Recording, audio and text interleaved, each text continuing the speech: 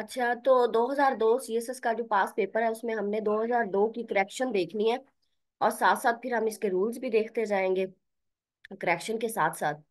अच्छा, सबसे पहले क्या है इसमें, I shall not come here unless you will not call me. अच्छा, अब मैंने एक चीज आपने याद रखनी है। मैंने जब हम लोग कंडीशनल्स कर रहे थे तो उस वक्त मैंने आपको बताया था कि फ्यूचर टू टाइम जो हेल्पिंग वर्ब है वो कभी भी सेंटेंस में नहीं आ सकता। वर्ब टू टाइम आ सकता है, उसके साथ हेल्पिंग वर्ब हो या एक्शन वर्ब हो, ठीक है, ये टू टाइम आ सकते हैं। लेकिन जो हेल्पिंग वर्ब है ना, जस्ट, एक तो ये बात ध्यान में रखनी है, वो टू टाइम नहीं आ सकता इन ए सेंटेंस। एक बात, दूसरी बात ये, अब ये देखिए ये शैल है, यहाँ पे मैंने इसको हाईलाइट किया हुआ, और इधर विल है। एक तो ये चीज आपने याद करनी है कि हेल्पिंग वर्ब टू टाइम नहीं आ सकते, चाहे वो फ्यूचर के हों पास्ट के हों। पास्ट के तो आ सकते हैं, लेकिन वो उस सूरत में आ सकते हैं जब जो है वो दो क्लॉजेस पर एक सेंटेंस हो, ठीक है, तो तब पास्ट पास में ही रहेगा। तो लेकिन हेल्पिंग वर्ब नहीं टू टाइम आएंगे, ठीक है। अब यहाँ पे जो शेल है और विल है टू टाइम आया हुआ है, तो ये नहीं आने, ये आपने जेन में रखने हैं। अब not use of helping verb twice in a sentence, ये रूल है। अब इसको करेक्ट किया है कि I shall not come here unless you call me. वहां पे क्या था, you will not call me. एक तो यहाँ पे अनलेस जो होता है ना, वर्ड अनलेस, अगर आप इसका यूज देखें तो अनलेस का इटसेल्फ मतलब होता है नेगेटिविटी, नहीं। तो अनलेस के साथ नॉट नहीं लगाना, ठीक है। एक तो ये चीज है, दूसरा आपने शैल लगा दिया तो विल नहीं लगाना, विल लगा दिया तो शैल नहीं लगाना, ठीक है। अब ये देखिए, I shall not come here unless you call me, got it. ये साथ जी साथ रूल्स मैम। आपको लिखते जाने हैं, ठीक है। एक लिस्ट बनाते ठीक है। जाए, आपके पास एक लिस्ट बन जाएगी, ठीक है। और ना दूसरा जो है वो फिर आपके वो रूल्स भी पक्के हो जाएंगे। अच्छा, उसके बाद सेकंड है,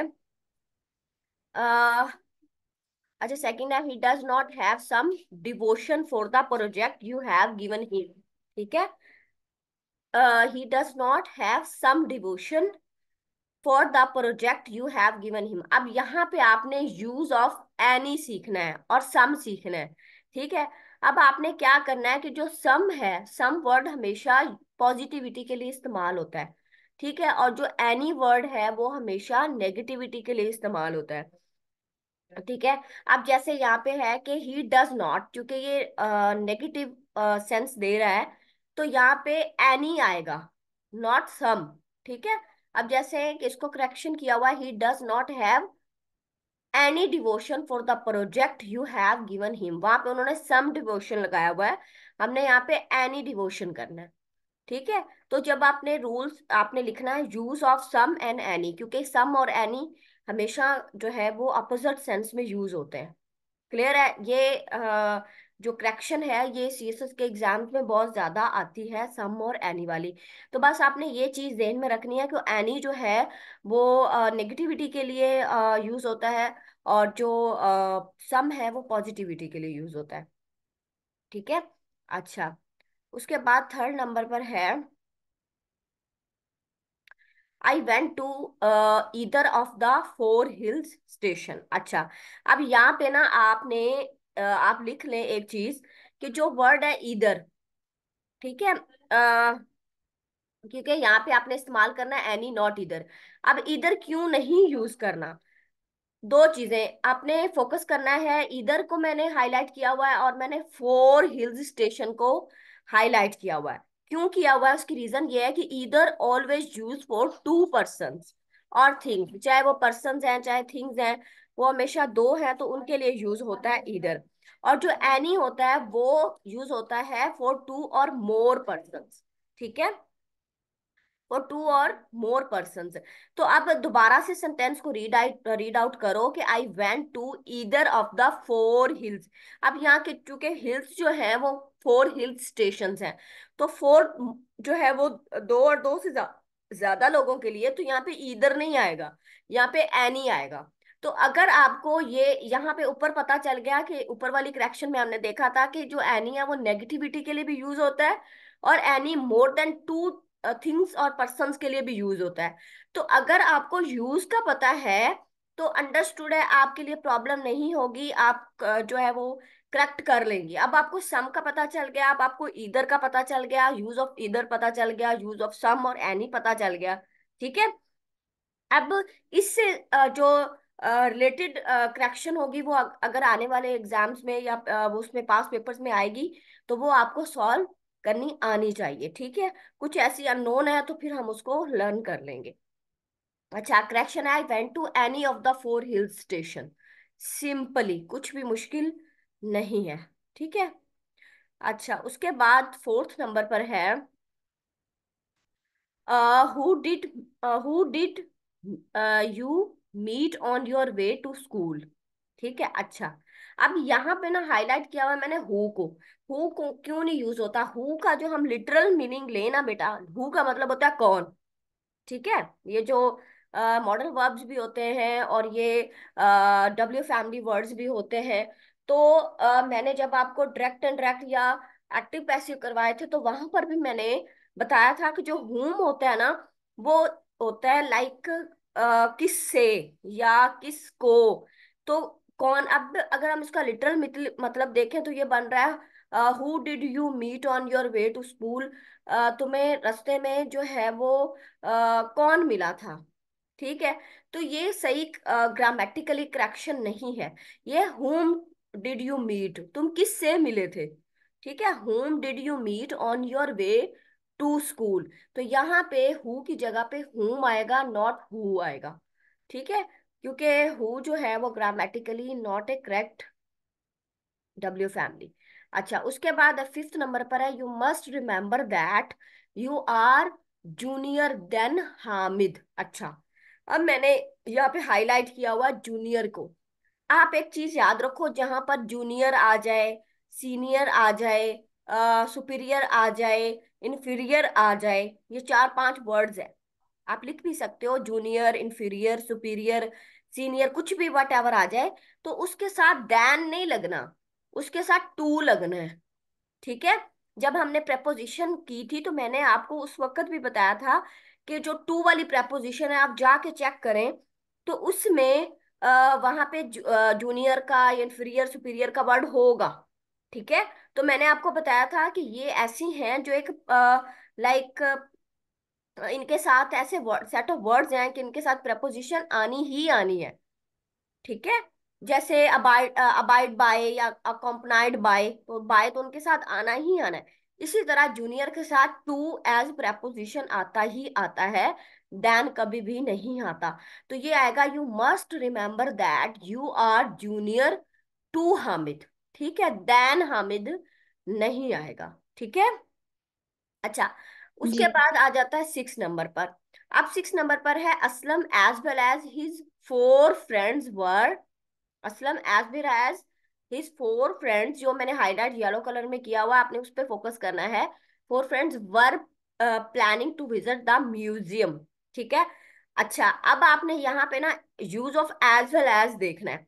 अब होता क्या है कि जो एज वेल एज है उसमें हेल्पिंग वर्ब जो होता है according to the given subject होता है। ठीक है। According to the given subject. अब सब्जेक्ट आप इसमें देखें कि असलम है। ठीक है। असलम है, तो असलम चूंकि सिंगुलर है, यहाँ पे अगर दे होता या वही होता या प्लूरल में होता और फिर उसके बाद एज वेल एज होता, तो इसके हिसाब से हमने जो है वो हेल्पिंग वर्ब लगाना था। अब यहाँ पे देखें कि Aslam as well as his four friends. अब यहाँ पे एग्जामिनर में हमने एग्जामिनर ने क्या किया, हमारी कॉमन सेंस चेक करने के लिए हिज फोर फ्रेंड्स के हवाले से अब चार वो लोग मिलाओ, एक असलम मिलाओ, पांच बन गए। अब अगर जिसको एज वेल एज का यूज प्रॉपर नहीं पता, उसने क्या करना है, उसने कहना वर्ड तो ठीक है इसके हिसाब से, लेकिन इसके हिसाब से वर्ड ठीक नहीं है, क्योंकि वर्ड जो हेल्पिंग वर्ब हमने लगाना है वो हमने असलम के हिसाब से लगाना है। तो वो वॉज आएगा। Aslam as well as his four friends was planning to visit the museum। समझ आ रही है आपको, साथ साथ आप लिख रहे हो ना बेटा। जी मैम। ओके। ये जब तक हमारे पास पेपर्स कंप्लीट होंगे, तब तक इंशाल्लाह आपको काफी हद तक जो है वो सारे ग्रामर्स के रूल्स आ चुके होंगे। अच्छा, उसके बाद है where you went in the vocation. ठीक है। अब यहाँ पे जो जो सेंटेंस है ना वो है डबल इंट्रोगेटिव का, क्योंकि जब हमने टेंसेस किए थे तो मैंने आपको कॉमनली ऐसा होता है कि सिंपल नेगेटिव इंट्रोगेटिव या फिर ज्यादा से ज्यादा नेगेटिव इंट्रोगेटिव के सेंटेंसेस करवा के टेंसेस कंप्लीट करवा देते हैं। अब यहाँ पे आप रिकॉल करें कि मैंने आपको डबल इंट्रोगेटिव वहां पे सेंटेंस करवाया था ना। वो इसीलिए करवाया था कि डबल इंट्रोगेटिव सेंटेंस के अंदर क्या होता है, डब्ल्यू फैमिली के फौरन बाद हेल्पिंग वर्ब यूज होता है, ऐसे ही बताया था मैंने। अब यहाँ पे एग्जामिनर ने क्या किया, उसने वेयर के बाद हेल्पिंग वर्ब मिस कर दिया, तो ये आएगा where did you go in the vacation. Simply अगर आपने डबल इंट्रोगेटिव सेंटेंस सीखा हुआ है तो आपके लिए मुश्किल नहीं है, आप इजीली डबल इंट्रोगेटिव सेंटेंस के बाद जो है वो उसको सॉर्ट आउट कर लेंगे। अच्छा, उसके बाद एट्थ नंबर पर है, this is the youngest and most intelligent of my two sons. अब यहाँ पे आप देखें दो जगह पे एरर है, जहां जहां पे ये येलो पार्ट है वहां पे एरर है। अच्छा, अब यहाँ पे एक जो कंपेरेटिव डिग्री और एक होती है सुपरलेटिव डिग्री, ठीक है। तो यहाँ पे जो इस करेक्शन में एट में हमने कंपेरेटिव डिग्री यूज करनी है, ना ना कि सुपरलेटिव डिग्री, ठीक है।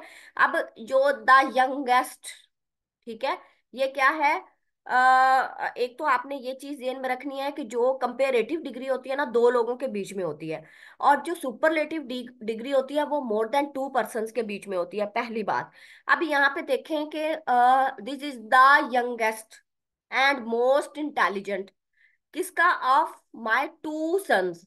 अब उसने मेंशन कर दिया दो लोगों, अब दो लोगों के लिए तो कंपेरेटिव डिग्री होती है, जो है वो सुपरलेटिव डिग्री नहीं होती। तो ये आएगा this is the younger and more intelligent of my two sons. क्या समझ आई आपको, कि जो दो पर्सन होते हैं उनमें कंपेरेटिव डिग्री यूज होती है, ना कि सुपरलेटिव डिग्री, ठीक है। तो यहाँ पे उसने क्या किया हुआ, एग्जामिनर ने सुपरलेटिव डिग्री यूज की हुई है, लेकिन आगे बता दिया ऑफ माई टू सन्स। या तो आप एक काम करें, अगर आपको यंगेस्ट ठीक लग रहा है तो आप यहाँ पे टू की जगह पे आप यहाँ पे जो है वो थ्री कर ले, फोर कर ले, सेवन कर ले, फिर आपका हो जाएगा, ठीक है। लेकिन अगर आपने यहाँ पे टू सन्स रखना है तो वहां पे कर ले this is the younger and more intelligent of my two sons. Clear है? जी मैम। ओके, नाइन नंबर पर है कि he is one of those who always succeed.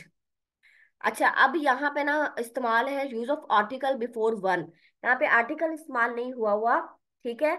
Singular subject के को रिगार्ड हमने देना है। अब जैसे he is the one of those who always succeed, तो यहाँ पे आर्टिकल यूज होगा, डेफिनेट आर्टिकल, हमने आर्टिकल किए थे, तो इसलिए मैंने आपको वहां पे भी बताया होगा, ठीक है। तो यहाँ पे बस सिर्फ वन से पहले द लगना है कि he is the one of those who always succeed, ठीक है। अच्छा, उसके बाद है टेन नंबर पर, I congratulate you for your success. अब यहाँ पे जो है वो इशू है फॉर के अंदर, प्रपोजिशन के अंदर, ठीक है। तो करेक्ट यूज करना है प्रपोजिशन। अब होता क्या है, अब जब आप फोर वाली प्रपोजिशन जो आप मैंने आपको बताया था एक सेट, उसमें मैंने दिया हो, तो फोर वाली प्रपोजिशन के अंदर अगर आप जाएंगे तो आपको पता चलेगा कि जो कॉन्ग्रेचुलेट वर्ड होता है ना, कॉन्ग्रेचुलेट, वो हमेशा ऑन उसको टेक्स प्रपोजिशन ऑन, ना के फोर, ठीक है। तो इसलिए अगर आपको ये चीज है तो आप इजीली इसको करेक्ट कर लेंगे, I congratulate on you, I congratulate you on your success, not for your success, ठीक है। तो कॉन्ग्रेचुलेट के बाद हमेशा ऑन यूज होता है, ना कि फॉर यूज होता है। अच्छा, अब यहाँ पे अगर मैं, हो सकता है मैंने मेंशन किया हो, अगर मैंने नहीं मेंशन किया तो मैं कर देती हूँ। अच्छा, अब हमने करना क्या, फोकस किस चीज पे करना है, आ,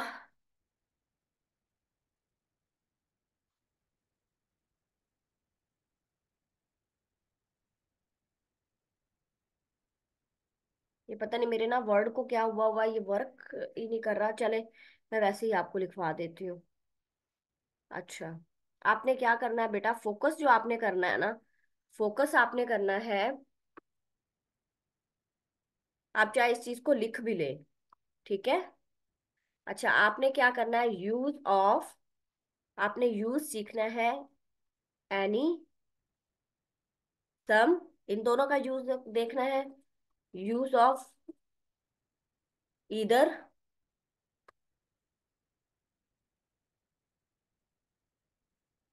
आइदर, नीदर, और नॉर। ठीक है, इनका यूज देखना है आपने proper.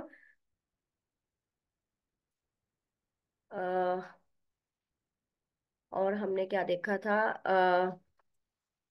Proper use of preposition. ठीक है, ये आपने देखना है। और हमने क्या चीज देखी थी? एक मिनट।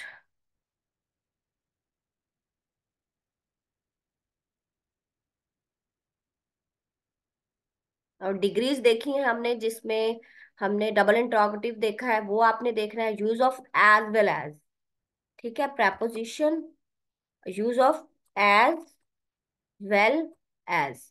ठीक है, इसको आपने देखना है, क्योंकि ये वो चीजें हैं जो बार बार बार बार रिपीट होंगी। ठीक है, हाँ। उसके बाद प्रेपोजिशन आपने देखनी है कि ये जूनियर सीनियर के बाद हमेशा टू लगता है। जो मैंने आपको दिया था बच्चे, वो सेट मैंने कहा था कि इसको आपने मेमोराइज करना है जब हम प्रेपोजिशन कर रहे थे। और ये वही सम और एनी। ठीक है,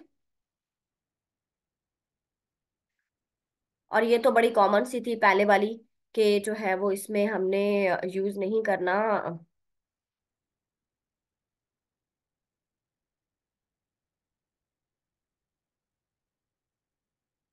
ठीक है। अच्छा, अब यहां तक आप मुझे बताएं कि हमने 2002 की करेक्शन की है, 2001 की करेक्शन हम ऑलरेडी कर चुके हैं। तो यहाँ तक कोई एम्बिग्यूटी है? जो चीजें हमने अंडरस्टैंड की हैं वो आप को समझ आ गई हैं? जी मैम। ओके, चले आपने ना इनको नोट डाउन करना है, क्योंकि अभी आपके पास थोड़ा टाइम है। एग्जैक्ट हम इंशाल्लाह वी विल ट्राई बेस्ट कि हम एग्जैक्ट 9 o'clock क्लास स्टार्ट करें। और अभी आपने 10 o'clock बेटा जाना है, तो इस वजह से फिर हम अगला पेपर जो है वो स्टार्ट नहीं करते। 2003 की हमने करेक्शन करनी है। और कल हम इंशाल्लाह 2003, 2004 एंड 5, ये तीनों हमने कल कंप्लीट करनी है। ठीक है, और उसके बाद फिर हम अगला स्केड्यूल में आपको भेज दूंगी। आपने ठीक है मैम। ये इसको वन को, और जो 2001 एंड 2002 की जो करेक्शन मैं ऑलरेडी आप लोगों को करवा चुकी हूँ, उसमें जो मैंने आपको फोकस दिया है, आप वो उनको सर्च करें। वैसे तो मैं साथ साथ बताती जाती हूँ, लेकिन फिर भी आपने उनके वो नोट्स बना लेने हैं। ठीक है, रूल्स बना लेने हैं। और वो आपने, ये आपकी असाइनमेंट है, आपने मुझे सेंड करना है बिफोर नेक्स्ट क्लास। अब चाहे वहां पे ऑन ड्यूटी आप इस काम को कंप्लीट कर लें, या फिर नाइट टाइम इसको कंप्लीट कर लें, it is up to you. But आपने मुझे बिफोर द नेक्स्ट क्लास आपने मुझे वो असाइनमेंट सेंड करनी है। ठीक है। ठीक है मैम। Okay ma'am. ओके, जजाकल्ला, स्टे ब्लेस्ड। ओके मैम, अल्लाह हाफिज।